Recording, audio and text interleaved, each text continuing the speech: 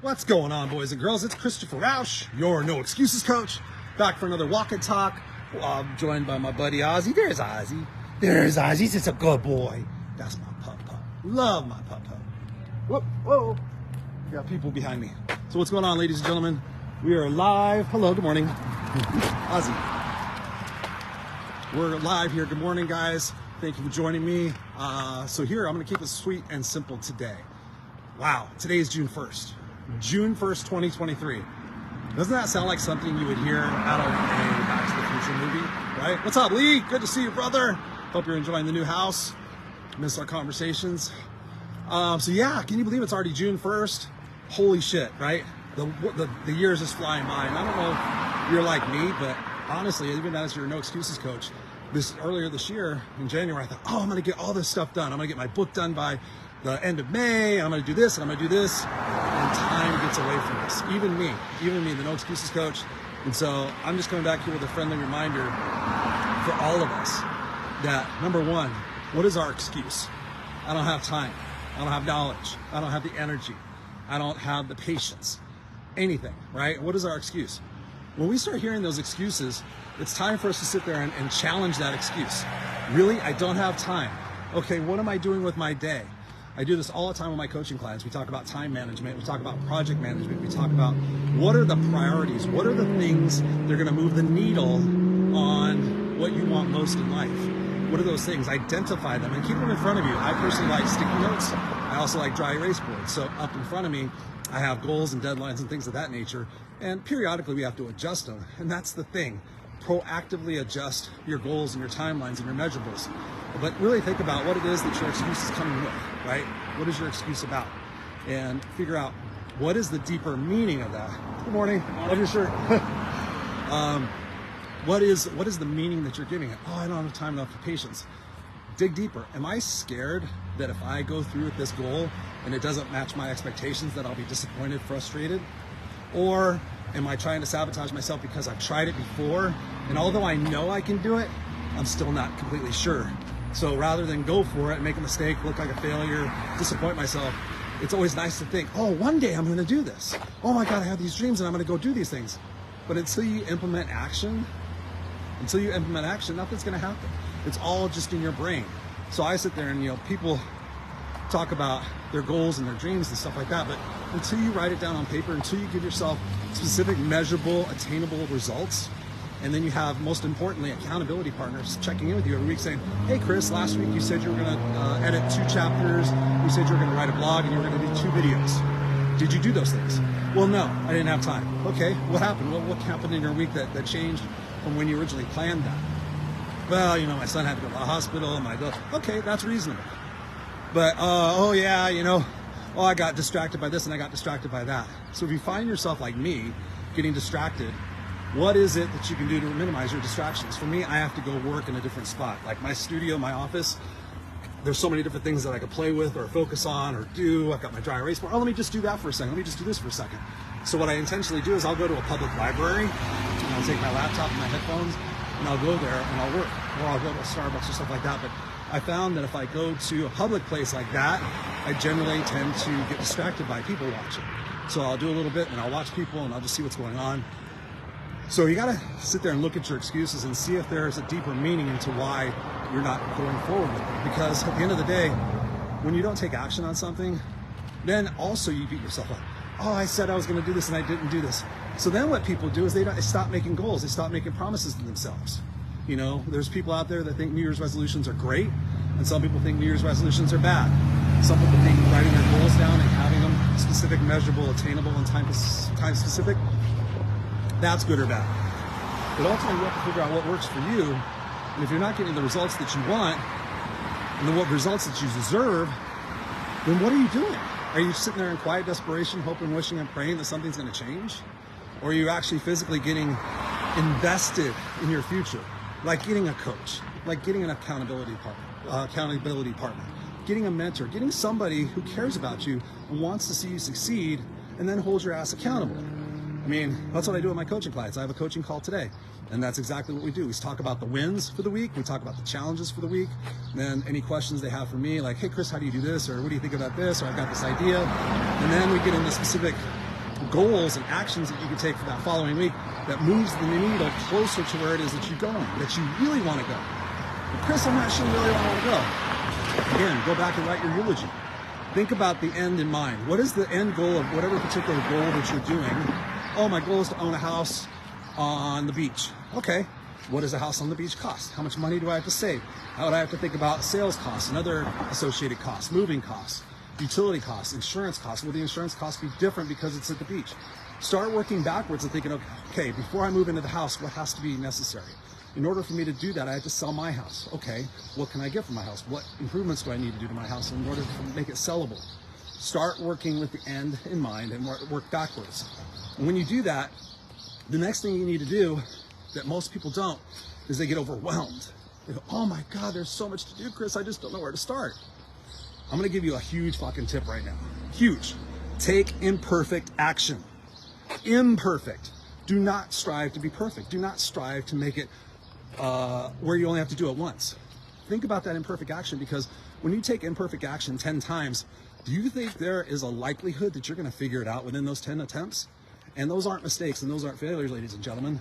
Those are learning opportunities. But again, when you think about the childhood conditioning that we go through, oh, if I get bad grades and I'm bad, I'm in trouble, but if I get good grades, then I'm okay. So I'm only going to take subjects I'm really good at so I look good, so I feel good. But at the end of the day, you got to sit there and think about what areas of your life do you need to improve? What will be the most advantageous for you and your health and your sanity and everything else? Because so many times we're going after goals that are somebody else's goals, or we're going after things because of the financial benefits versus what it is it's going to do for our heart and soul. And I can tell you guys this from the bottom of my heart. I know this. I've been in corporate for over 25 years. I've been very successful. I have lots of things, but at the end of the day, unless you're doing things that are coming from your heart and that you know are going to leave a legacy, all that other stuff is for naught. Because, you know, money and possessions and all those things are great, but until you have a foundational belief in yourself and you have an excitement about what you get to do every single day of your life, because life is short. I'm 54 years old. It's crazy, you know? So everything I do now is all about impact. I don't care. I mean, money's important, but at the same time, it's about the impact. It's about serving America, serving the world, and keeping my gifts out there for you guys. So just a reminder, it is June 1st. And just because it's already June, don't think that it's a waste of time. You got to go out there and start today. What can I do today to move the needle on this? What can I do today that by which doing so will get me just a little bit more excited about tomorrow?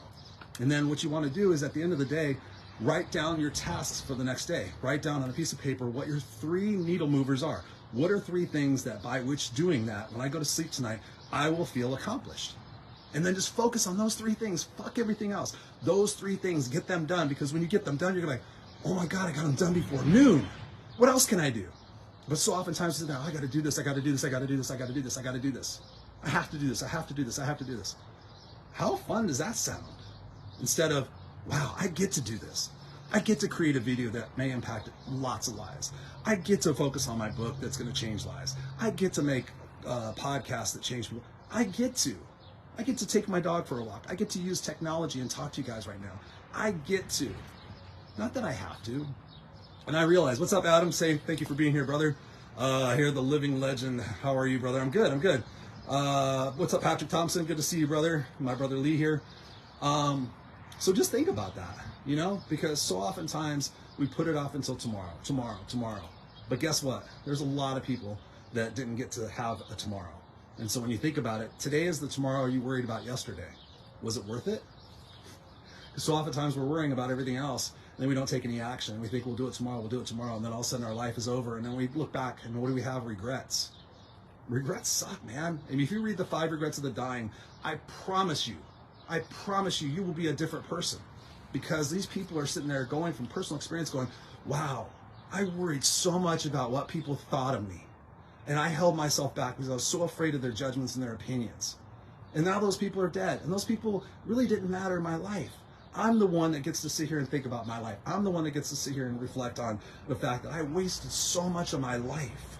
Can you imagine being on your deathbed, looking back going, man, I wish I would have done a little bit more. I wish I would have taken better care of my body. I wish I would have severed that relationship that I knew sucked 10 years ago. I can't tell you how many people have been in marriages and jobs that when they left or when they got fired, they thought it was the worst thing that ever happened to them. But then down the road, how many times have you said this? God, that was the greatest thing that ever happened to me. The downtimes, the challenges, those are the greatest opportunities. When I got let go from my job in November of 2019, after 26 years, I was devastated. My identity was crushed, everything else was crushed, but it was an opportunity for me to say, hey, Chris, you've been talking about doing your coaching and your speaking and your books and your podcasts full time for 10 years now. Now, what are you going to do? So it was God, source, universe, whatever you believe in. That was the indication to say, Chris, you're ready. It's not going to all be perfect. You have to just jump, like Steve Harvey says in the video. Go watch that video. Go Google Steve Harvey jump, and it's a video that he's doing in a parking garage. It's like 1 minute and 60 seconds or something. I don't know what it is. That would be 2 minutes, by the way. It's like a minute. It's not very long, but it will change your belief about life, because so many times we're looking at everybody else and they're doing so great and they have this and they have that, but they jumped. They're the one that's taken the risk. They're the one that's had bankruptcies 3 times. They're the ones that have gone out there and tried 7 different businesses and finally found something that's stuck because they took that imperfect action. Imperfect action, ladies and gentlemen, every day. That compound principle, because as you do it, you get confidence and you feel like, that wasn't so bad. Because most things we play in our mind like, oh my God, it's going to be this, and it's going to be this, and it's going to be that. And so what happens? Your subconscious goes and finds those things. But if you sit there and say, man, I'm excited about figuring this out. I'm excited about going on this journey. I'm excited of potentially, pissing people off, because then I could find out that those aren't my people, right? The 5 people you're around the most, ladies and gentlemen, this is another massive, important tip in my life. 5 people you're around the most. Those people have to be constructive. Those people have to say, Chris, are you pushing yourself? Chris, you shouldn't have that extra donut. Chris, have you thought about cutting down on drinking? Chris, if you want those people in your life that are challenging you. You don't want people to say there, oh, you're awesome. You look great. Your butt's not fat. You'll find somebody one day. You're so awesome. You don't want somebody like that. You want somebody to sit there and say, hey, you fucked up the last 5 relationships, right? And here, I'm going to be honest with you. You drove those guys away, but here's what's up. Here's what you can do. Right? You want people who are honest with you. You want people who are on your side. My brother Lee, I have so many, Walt and Jock and Tara and Mary and all these beautiful people in my life. My coach, Sally Anderson, my mentor, Patricia. I have so many people in my life.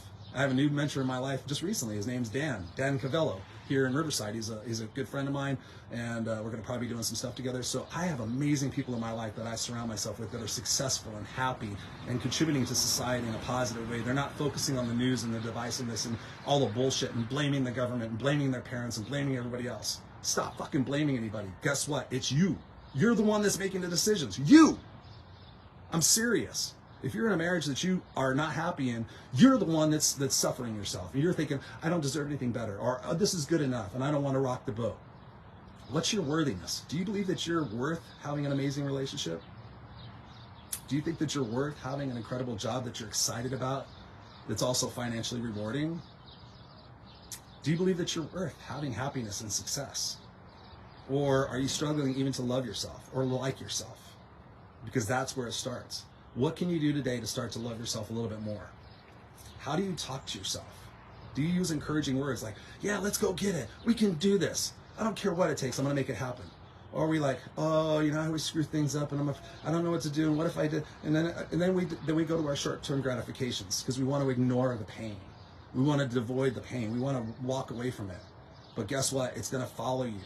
I've proven this myself in my own life.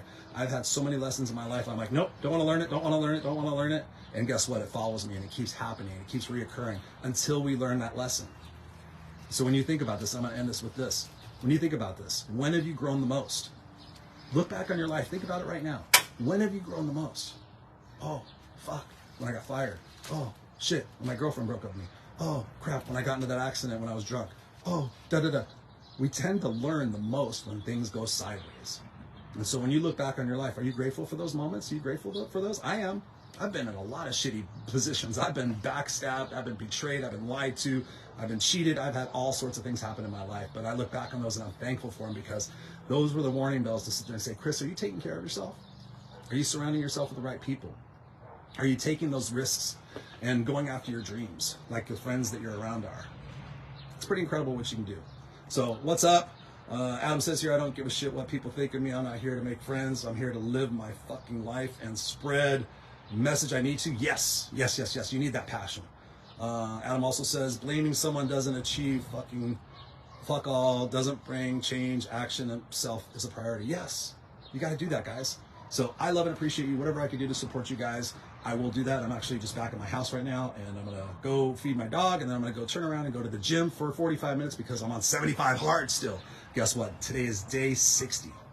Day 60 of 75 hard. I got 15 more days. It's crazy how fast this has gone by. I'm going to be posting some pictures pretty soon showing you my before and after.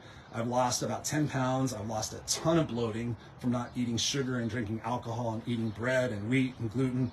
I did a 5-day juice cleanse in between all of this where I just actually cleared out my body and, you know, just feeling so much better about myself and so much better. And although I was doing great before, now I'm doing excellent. So keep raising the bar, ladies and gentlemen. Let me know what I can do for you. And fucking please go to itsjustyouandmekid.com. itsjustyouandmekid.com. Go there, sign up for the priority pre-sale list for my book. It's going to be out September, October. itsjustyouandmekid.com. Go there, please support it. I want to make sure this is a bestseller, and I'm doing everything in my power to make sure this happens. I'm not afraid of whatever happens. I just know I'm going to do it, everything in my possible power to make it a #1 bestseller, and more importantly, change a lot of lives. So I love you guys. I appreciate you. No excuses. Go live your life. Yes.